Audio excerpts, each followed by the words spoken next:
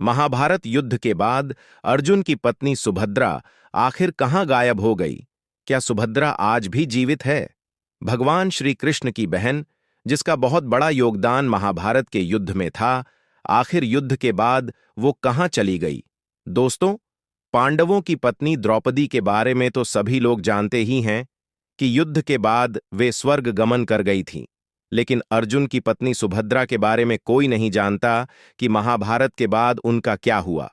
तो चलिए जानते हैं।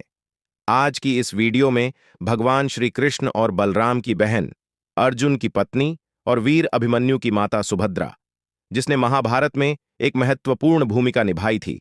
इनके पिता का नाम वासुदेव और माता का नाम रोहिणी था। वासुदेव और देवकी की 8वीं संतान।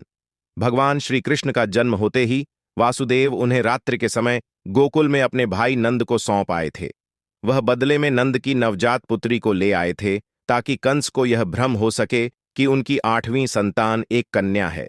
बाद में कंस द्वारा कन्या के वध का प्रयास करने पर कन्या योग माया के रूप में प्रकट होकर अंतर्ध्यान हो गई और बाद में सुभद्रा के नाम से पहचानी जाने लगी।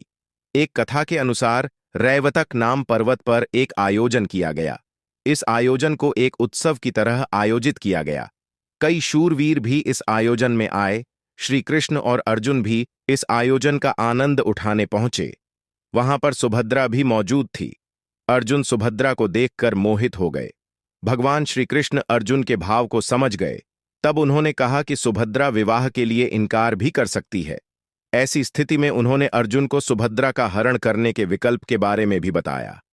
अर्जुन ने ऐसा ही किया। अर्जुन ने सुभद्रा का बलपूर्वक हरण कर लिया। इस घटना से हड्डेचकंप मच गया, लेकिन श्री कृष्ण शांत रहे।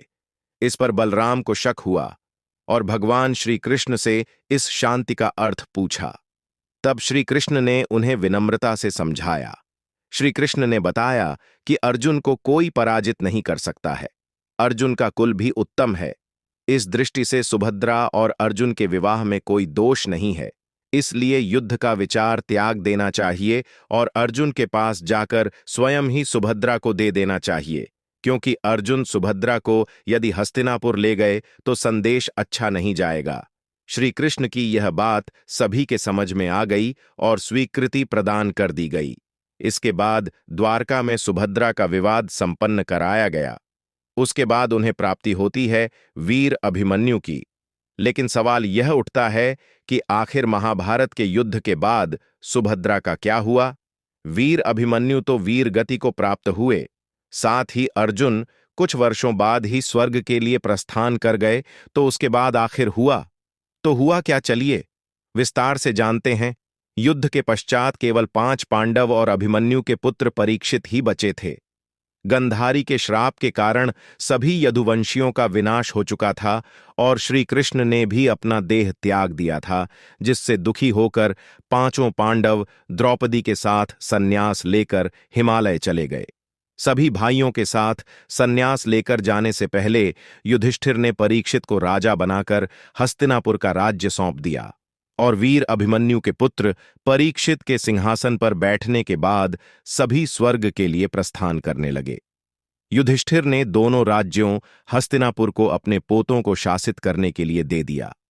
महाभारत महाकाव्य में सुभद्रा की मृत्यु कैसे हुई, इस बात के प्रमाण तो नहीं मिलते, लेकिन ऐसा माना जाता है कि जब पांडव द्रौपदी समेत स्वर्ग के लिए प्रस्थान कर गए थे और उसके बाद सुभद्रा और उनकी बहू यानी कि उत्तरा अपना शेष जीवन बिताने के लिए जंगल में चले गए थे, वहीं जब उन्होंने सुना कि भगवान श्री कृष्ण ने देह त्याग दिया है और यादवों का विनाश हो चुका है, तब उसके बाद सुभद्रा ने भी अपना देह त्याग दिया था।